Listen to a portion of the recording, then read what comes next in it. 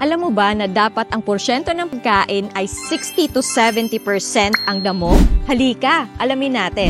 Ang total mix ration ay binubuo ng kompletong halo ng feeds, forages at nutrients na pinagsama-sama para maging isa at gawing pagkain ng ating mga alaga. Kung nais mong mapanatiling malusog at produktibo ang iyong mga gatasang baka, narito ang ilang tips para sa inyo. Tip number 1, kailangan ng baka ang damo para sa tamang digestion at overall health nila, kaya dapat siguraduhin na sapat ang forage ng inyong mga alagang baka. Ang forages din ay nagsisilbing main dietary fiber source nila at almost 60 to 70% ang kabuuan nito. Tip number 2, pumili ng mataas na kalidad ng feed concentrates kagaya ng Rumsol feeds dahil ito ay nagdadala ng protina at enerhiya para sa mas mataas na produksyon ng gatas ng mga alaga natin na gatasang baka. Tip number 3, regular na suriin ang kalusugan ng inyong baka. Ang tamang nutrisyon ay nagre-resulta sa mas malusog na pangangatawan ng inyong mga alaga.